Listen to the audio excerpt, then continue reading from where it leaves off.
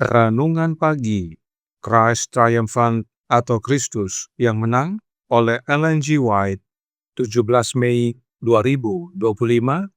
Mari kita berdoa. Bapa kami yang di sorga, Allah pencipta langit dan bumi, laut dan segala isinya, Allah yang maha besar, maha kuasa, sumber segalanya, yang kami sembah selalu melalui anak-Mu yang tunggal, Yesus Kristus. Terpujilah Yesus, anak Allah yang maha tinggi, yang adalah pokok anggur yang benar bagi kami.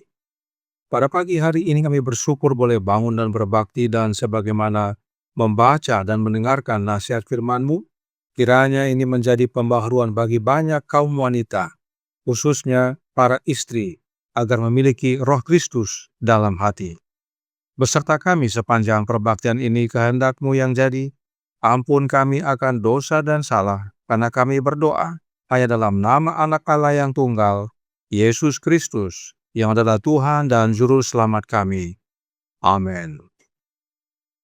Renungan hari ini akan dibacakan oleh Saudari Kristi Chu. Kepada Saudari Kristi, kami persilahkan. Selamat pagi. Tajuk renungan hari ini, kebaikan mengalahkan sikap mementingkan diri. Ayat Alkitab terdapat dalam 1 Samuel 25 ayat 19. Lalu berkata kepada bujang-bujangnya, "Berjalanlah mendahului aku segera menyusul kamu." Tetapi Nabal, suaminya, tidaklah diberitahunya. Tuhan menghendaki istri untuk menghormati suaminya, tetapi selalu sebagaimana yang seharusnya di dalam Tuhan. Dalam karakter Abigail, istri Nabal, kita memiliki gambaran tentang wanita menurut tata cara Kristus. Sementara suaminya menggambarkan seperti apa jadinya seorang pria yang menyerahkan dirinya kepada kendali setan. Ketika Daud menjadi buronan Saul, ia berkemah di dekat harta milik Nabal dan telah melindungi kawanan ternak dan para gembala pria ini dari segala perampokan saat berada di Karmel. Pada saat dibutuhkan, Daud mengirim utusan kepada Nabal dengan pesan yang sopan, meminta makanan untuk dirinya dan anak buahnya. Dan Nabal menjawab dengan kurang ajar, membalas kebaikan dengan kejahatan, dan menolak untuk berbagi kelimpahannya dengan tetangga-tetangganya. Nabal menuduh Daud dan orang-orangnya secara keliru untuk membenarkan dirinya sendiri atas keegoisannya dan menggambarkan Daud dan para pengikutnya sebagai budak-budak yang melarikan diri. Salah seorang pemuda yang bekerja untuk Nabal karena takut bahwa akibat-akibat buruk akan mengikuti penghinaan Nabal, datang dan menjelaskan kasus itu kepada istri Nabal, karena ia tahu bahwa ia memiliki jiwa yang berbeda dari suaminya dan merupakan seorang wanita yang sangat bijaksana. Ia mengemukakan karakter Nabal yang sebenarnya ketika ia menyampaikan kesulitan-kesulitan kepadanya, dengan berkata, "Oleh sebab itu, pikirkanlah dan pertimbangkanlah apa yang harus kau perbuat, sebab telah diputuskan bahwa celaka akan didatangkan kepada Tuan kita dan kepada seisi rumahnya. Dan ia seorang yang dursila, sehingga orang tidak dapat berbicara dengan dia." Abigail melihat bahwa sesuatu harus dilakukan untuk menghindari akibat kesalahan Nabal, dan bahwa ia harus mengambil tanggung jawab untuk bertindak segera, tanpa nasihat dari suaminya. Ia tahu bahwa tidak ada gunanya berbicara kepadanya, karena ia hanya akan menerima usulan dengan pelecehan dan penghinaan. Ia akan mengingatkannya bahwa ia adalah tuan rumah tangganya, bahwa ia adalah istrinya, dan karena itu tunduk kepadanya dan harus melakukan apa yang diperintahkannya. Ia mengumpulkan persediaan yang menurutnya terbaik untuk meredakan amarah Daud, karena ia tahu Daud bertekad untuk membalas dendam atas penghinaan yang telah diterimanya. Tindakan Abigail dalam hal ini adalah tindakan yang disetujui Allah, dan keadaan itu menyingkapkan dalam dirinya roh dan karakter yang luhur. Abigail menemui Daud dengan rasa hormat, menunjukkan kepadanya penghargaan dan penyerahan, dan memohonkan perkaranya dengan mengesankan dan berhasil. Meskipun tidak memaafkan penghinaan suaminya, ia tetap memohon agar suaminya diselamatkan. Ia juga menyingkapkan fakta bahwa ia bukan hanya seorang wanita yang bijaksana, tetapi juga seorang wanita saleh yang mengenal pekerjaan dan cara Allah dalam diri Daud. Ditulis dari buku manuskrip 17 tahun 1891. Demikian bacaan hari ini. Tuhan Yesus memberkati. Terima kasih atas penata-layanan Saudari Kristi. Tuhan Yesus memberkati. Selamat pagi saudaraku dalam Tuhan. Selamat Sabat. Berikut gambaran roh nubuat tentang Abigail. Signs of the Times tanggal 26 Oktober 1888 paragraf 5 berkata, dia, yaitu Abigail, memohon kepada Daud demi suaminya.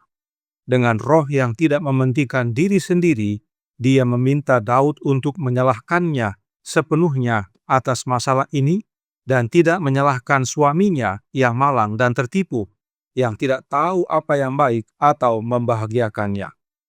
Oleh karenanya, masih dalam paragraf yang sama dikatakan, betapa hebatnya roh yang seperti ini, tanpa pamer atau kesombongan, tetapi penuh dengan hikmat dan kasih Allah. Abigail menunjukkan kekuatan pengabdiannya kepada rumah tangganya. Apapun watak suaminya, dia tetaplah suaminya. Dan dia menjelaskan kepada kapten yang marah itu bahwa tindakan tidak baik suaminya sama sekali tidak direncanakan sebelumnya sebagai penghinaan pribadi. Tetapi itu hanyalah luapan sifat yang tidak bahagia dan egois. Sungguh suatu teladan istimewa bagi para istri. Ada banyak istri yang membicarakan keburukan suaminya kepada orang lain dengan tujuan meringankan beban hidupnya. Tetapi Abigail tidak. Meskipun suaminya bersikap negatif kepada Daud dan pasukannya, namun Abigail tetap membela suaminya, bahkan meminta agar dirinya lah yang disalahkan. Sebab seburuk-buruknya karakter Nabal, dia adalah suaminya. Itu sebabnya renungan hari ini berkata dalam Christ Triumphant, halaman 144 paragraf 2.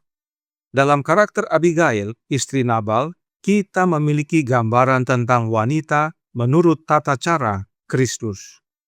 Abigail rela menanggung kesalahan suaminya. Demikianlah Kristus yang rela menanggung kesalahan kita yang jahat ini. Dan apakah hanya rela menanggung? Oh tidak. Abigail juga menjadi pengantara. Mari kita baca yang Alkitab nyatakan. 1 Samuel 25 ayat 24 berbunyi, ia, yaitu Abigail, sujud pada kaki Daud serta berkata, aku sajalah, ya Tuanku, yang menanggung kesalahan itu. Izinkanlah hambamu ini berbicara kepadamu, dan dengarkanlah perkataan hambamu ini. Kemudian dalam ayat 26 dikatakan, oleh sebab itu, Tuanku, demi Tuhan yang hidup, dan demi hidupmu yang dicegah Tuhan daripada melakukan hutang darah dan daripada bertindak sendiri dalam mencari keadilan, biarlah menjadi sama seperti Nabal musuhmu dan orang yang bermaksud jahat terhadap Tuanku. Inilah pengantaran Abigail kepada Daud agar jangan terjadi pertumpahan darah, sebab Abigail sadar ulah suaminya telah membuat Daud marah. Karenanya, Abigail berkata dalam ayat 28 yang berbunyi, ampunilah kiranya kecerobohan hambamu ini, sebab pastilah Tuhan akan membangun bagi Tuanku keturunan yang teguh, karena Tuanku ini melakukan perang Tuhan, dan tidak ada yang jahat terdapat padamu selama hidupmu. Dan Abigail tutup permohonan pengantaraannya dengan berkata dalam ayat 30 dan 31, apabila Tuhan melakukan kepada Tuanku sesuai dengan segala kebaikan yang difirmankannya kepadamu, dan menunjuk engkau menjadi raja atas Israel, maka tak usahlah Tuanku bersusah hati dan menyesal karena menumpahkan darah tanpa alasan. dan karena Tuanku bertindak sendiri dalam mencari keadilan. Dan apabila Tuhan berbuat baik kepada Tuanku, ingatlah kepada hambamu ini." Kembali, Abigail bermohon jangan ada pertumpahan darah. Teristimewa bagi Daud yang Abigail yakin akan menjadi raja atas Israel sesuai firman Tuhan. Tindakan Abigail bukan hanya membawa persembahan untuk meredakan amarah Daud, namun lebih dari itu, dia persembahkan dirinya untuk menjadi korban pendamaian supaya tidak terjadi pertumpahan darah.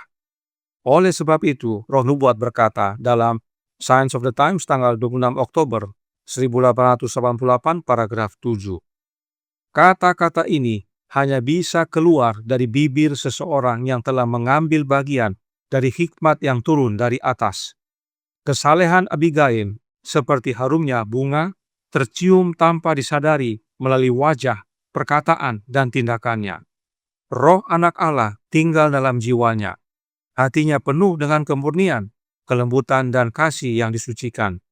Ucapannya yang dibumbui dengan keanggunan dan penuh dengan kebaikan dan kedamaian memancarkan pengaruh sorgawi. Istri yang cakap, siapakah akan mendapatkannya? Ia lebih berharga daripada permata. Ia berbuat baik kepada suaminya dan tidak berbuat jahat sepanjang umurnya. Kemolekan adalah bohong dan kecantikan adalah sia-sia. Tetapi istri yang takut akan Tuhan dipuji-puji. Inilah Abigail. Dan kiranya teladan Abigail menjadi bagian para istri dan para calon istri yang takut akan Tuhan, yaitu oleh menerima kehadiran Roh Anak Allah dalam hati para istri. Tuhan memberkati, saya bawa dalam nama Yesus. Amin. Mari kita berdoa. Bapa kami yang di sorga, Allah pencipta langit dan bumi, laut dan segala isinya, Allah yang maha besar, maha kuasa, sumber segalanya, yang kami sembah selalu melalui anak-Mu yang tunggal, Yesus Kristus. Terima kasih atas teladan Abigail, khususnya bagi kaum wanita dan para istri, yang memiliki Roh Anak Allah berkuasa dalam jiwanya, sehingga dia hidup menurut tata cara Kristus. Abigail datang tidak hanya membawa persembahan, tetapi mempersembahkan dirinya sebagai korban pendamaian dan mengantarai akan keluarganya kepada Daud. Demikianlah Kristus, ya Bapa. Dia rela mengorbankan dirinya menjadi korban pendamaian bagi kami dan mengantarai kami kepada Engkau, ya Bapa. Karenanya tolong kami, ya Bapa.